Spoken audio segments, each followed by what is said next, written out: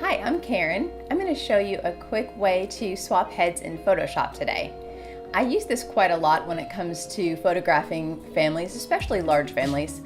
Oftentimes we have a lot of kids and they're squirming around and not looking at the camera, and for formal shots like this you want everybody to look at the camera. So an easy way is just take multiple shots, and then once you get into Photoshop you can kind of move some heads around and make sure everybody's kind of looking in the direction that you want them to. So let's go ahead. I've already taken 2 photos that I'm going to work with here.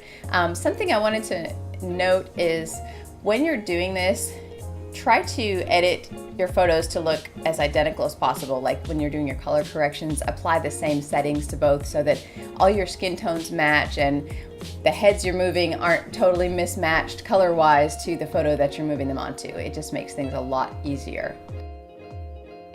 So I have both of my images open here in Photoshop. And this is the one that I'm going to work with. Most everybody is looking at the camera already except for this little guy in the middle in the back. So we want to swap his head. So I have my second image here. Everybody else is not looking at the camera, but he is, and that's the only face that I'm concerned about, so we're good.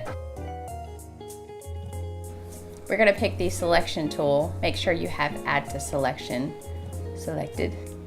Zoom in on his face, and we're going to basically just select the area that we're going to want to copy. And let's get a little bit around his head so that we have a little bit more to work with and blend into the other image. Kind of create a halo with your selection.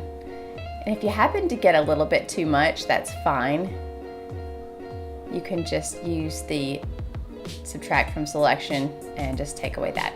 So once you have what you need, just go up and edit and copy. And we're going to take that onto the image that we want to put him onto and just go up and edit, paste. And it's going to end up right in the middle. If we take our selection tool and just drag it up to where his head is. Now we want to be able to line his heads up together so it's believable. So what we can do is, first of all, let's free transform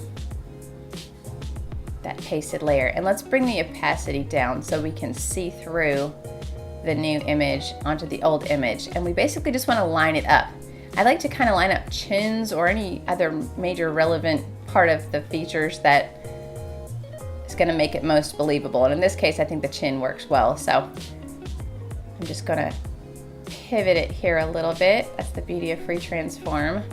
When you have it kind of where you want it and you think that that's a good starting point, let's commit to it. You can either hit enter or you can click on the little check mark. And then let's bring our opacity all the way up. And from here, we basically want to add a mask. So choose your black brush at 100% opacity and just start removing around the edges, because here we're blending in the 2 images together. We want to make it believable by not seeing that halo that we created around it. Even though our colors are correct and everything seems like it would blend fine, you can't always get it exactly right unless you just work it a little bit and blend it together. If you don't get the hairline perfect, it's fine, just as long as it's believable. Also, this wreath behind him makes it easy to blend because there's a lot of little details that can kind of smooth over things.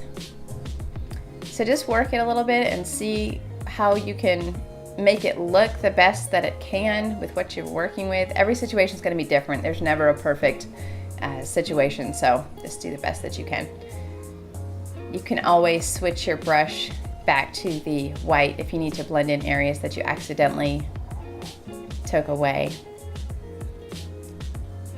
And when you think you've kind of gotten it where you want it, you can press the little eye and show the visibility of the layer you're working on, and it'll kind of show you with that layer on and off where you've maybe missed some spots or what else kind of stands out. Here, let's turn it on and off.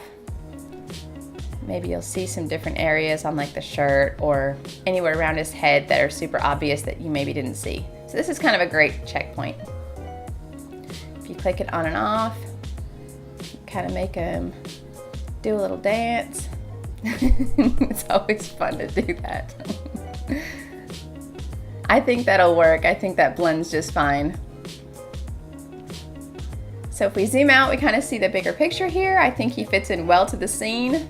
Let's just go ahead and flatten our image, and you can save it from here, and that's pretty much it.